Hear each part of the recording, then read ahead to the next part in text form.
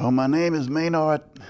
I'm Maynard Timothy Chatters, and I am the trombone instructor at the Armstrong Jazz Camp. And this is my third year with the camp.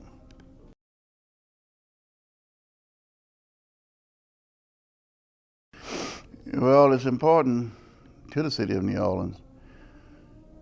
First of all, New Orleans is the birthplace, known as the birthplace of jazz.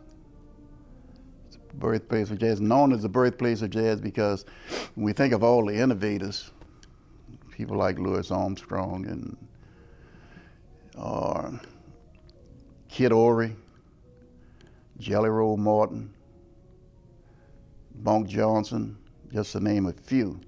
Mostly all your innovators, those that have innovated this music, which we refer to as traditional jazz or Dixieland jazz or New Orleans jazz. They were all from New Orleans, and so this is why it's very, it's important that we keep the music going.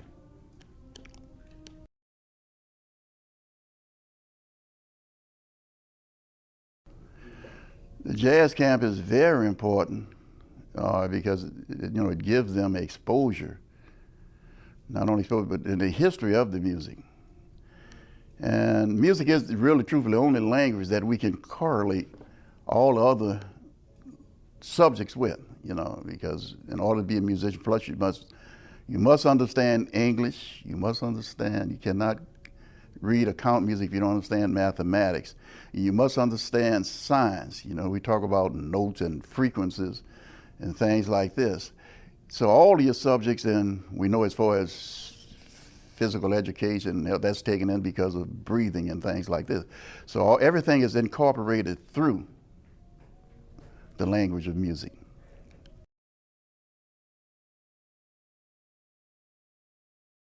Well, I was fortunate enough to teach on the college level. Really, I started out teaching on the elementary level.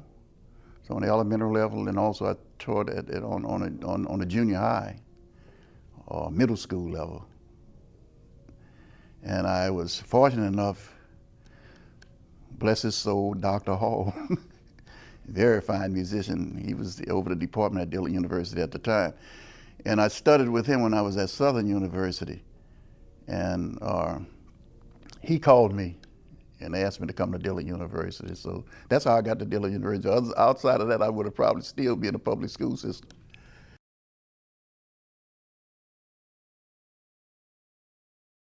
Well, there is a difference in one respect, and it's the same in another. The difference is, well, you're dealing with older kids, so you don't really have the discipline problem with older kids that you'll have with younger kids. But it's the same in that we as individuals, we all are looking for love, really. Just to feel that warmness in people. And this is the thing even on the elementary level, and even when I started teaching at university, I would tell my students, just learn for the sake of learning, and to relax. Grades, I know you need a grade, when I'm dealing with school kids, but that's not the most important thing. Just sit down and learn for the sake of learning. And that's how I got their attention, and they learned, really.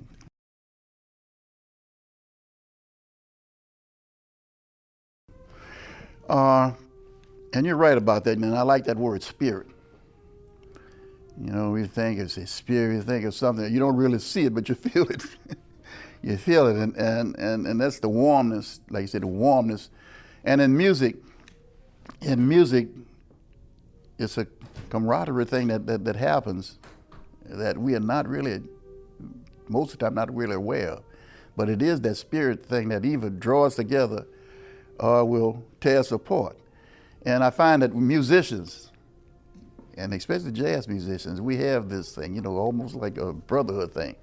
Not a thing that we come together as an organization, anything like this, but it's the warmness and the love that we have for each other. Yeah, that's right, that spirit.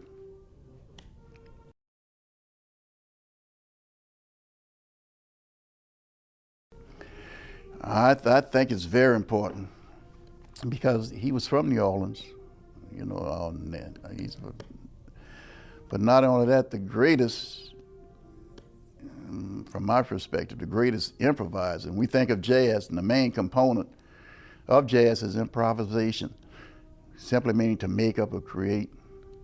And he was the greatest improviser, and like I say personally, to me. Louis Armstrong was the one that took the music to another level. You know, all jazz, the musicians, whether it's traditional or modern jazz, all have the greatest respect for him for the things that he did with the improvisational thing, with the music.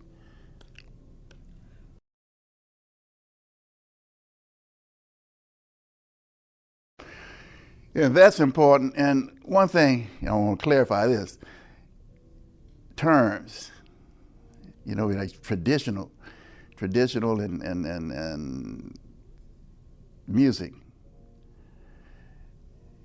What is the difference? And I, you know, get into my friends, my musician.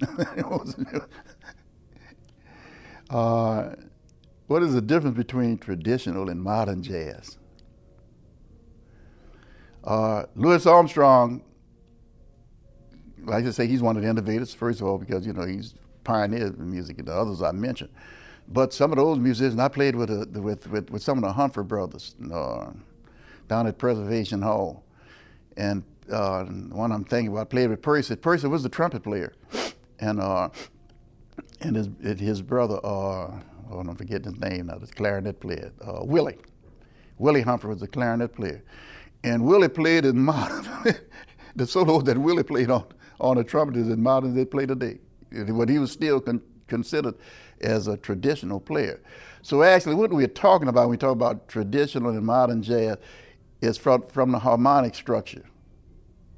Not to get real theoretical, but harmonic structure. In our system, we build chords on what we call thirds. You know, like if I say C, G, every other note in the alphabets, or C chord, that would be 1, 3, 5, which would be a triad. And if I put a 7 on it, add another third, C, E, G, B would be a 7 chord. In traditional music, most of the music harmonically didn't go past that 7 chord. Now, in the modern jazz, what they did, they put like an extension on the harmonic structure, which compiling thirds on top of thirds. So if I say the C7, which would be C, E, G, B, B flat, then if I add another third, then it becomes a 9.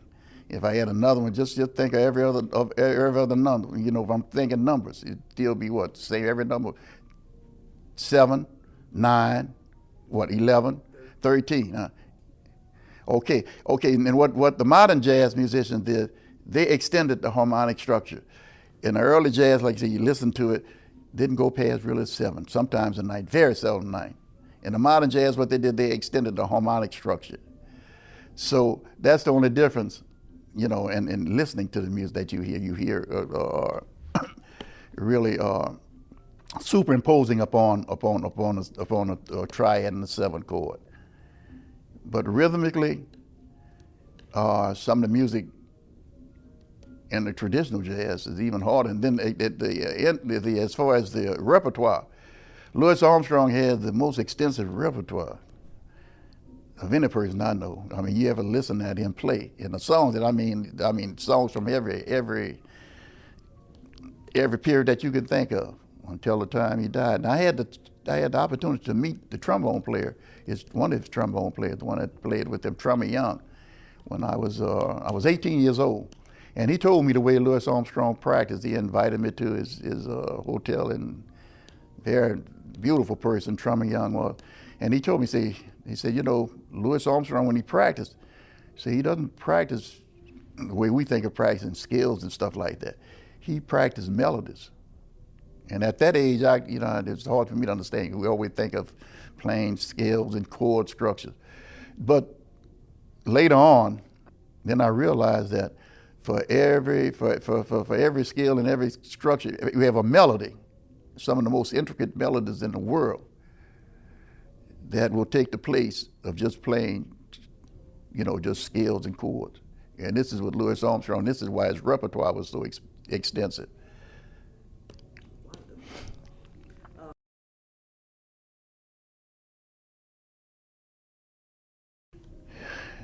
No, I think you about covered everything. I'd just like to say that thanks to you, Jackie, for taking the interest.